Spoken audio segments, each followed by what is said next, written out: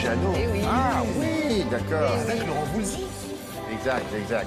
Années 80, quelque chose. 80 aviateur, 88. Ouais, c'est ça. Vous rêvez de devenir aviateur, aviatrice. Vous voulez peut-être pas en faire un métier, mais vous voulez avoir une vraie formation. Bougez pas, les écoles de Télématin du samedi sont ouvertes. Vous allez voir avec Anissa Arfaoui, il y a la solution. Formation sur quoi? Sur simulateur? Eh ben oui, et c'est simulateurs de vol. En fait, les simulateurs de vol, on était dans une vraie, véritable école qui forme des pilotes, des vrais pilotes, hein, pour de vrai. Maintenant, c'est vrai qu'ils ont plusieurs formules qui vont permettre à tout à chacun d'aller avoir une petite formation d'une semaine, 15 jours, ou peut-être même un stage sur un week-end. Tout est possible. Maintenant, pour être pilote...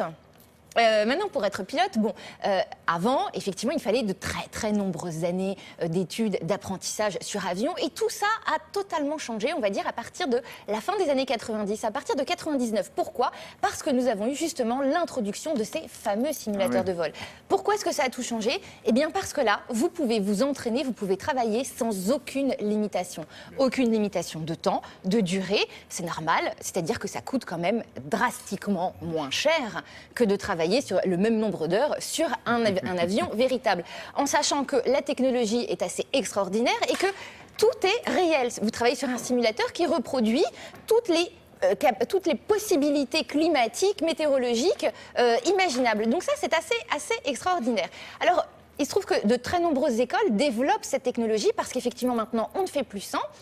Il se trouve que nous sommes partis à Agen, justement, découvrir un établissement qui existe depuis, qui a ouvert ses portes en 1987 et qui est une école pionnière dans le simulateur de vol.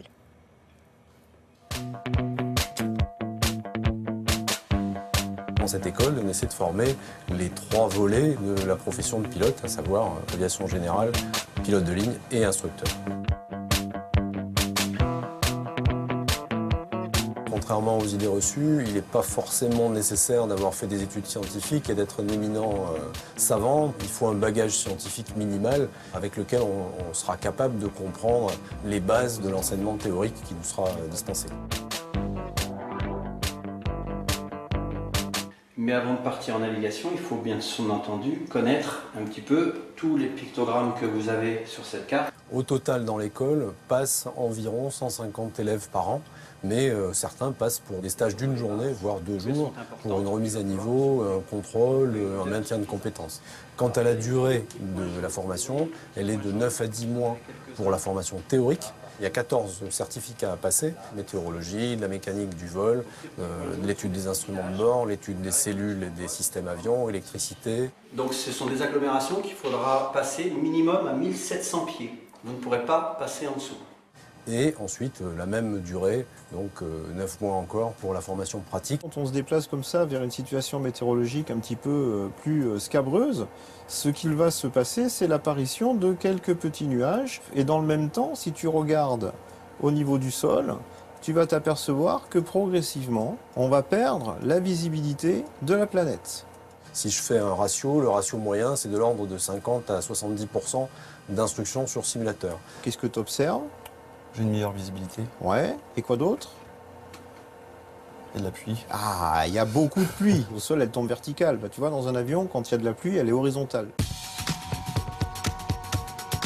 La révolution qu'apporte le simulateur, c'est qu'il donne la possibilité d'arrêter une séquence, modifier les conditions météo. On peut le faire à l'infini. Donc c'est un moyen qui accélère la transmission de compétences.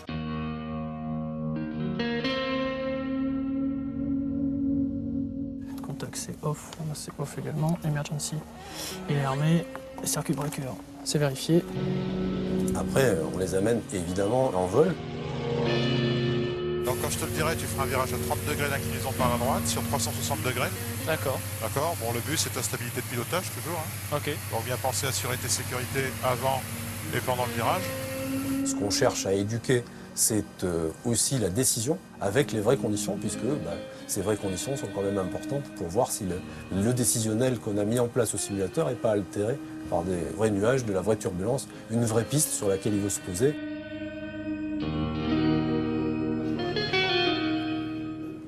Bon, si vous voulez voyager dans un simulateur, pour le mal de mer, ça va, c'est le mal de l'air non plus, on est tranquille là. Alors non, on est bien, mais je vous assure qu'on ressent de sacrées sensations. Ouais, c'est fait pour. assez intense. Ouais. Oui, bien sûr, naturellement. L'heure de vol, combien ça coûte, on ne sait pas. Alors là, ça dépend de la formation. Si vous voulez être vraiment pilote et que vous faites une formation de 3 ans, 3 à 4 ans, oui, si oui, vous y allez alors. pour un stage d'une semaine ou Non, d'un mais week-end, c'est bien peut-être. Absolument, exactement, c'est D'accord. ouvert. Merci beaucoup, Anissa.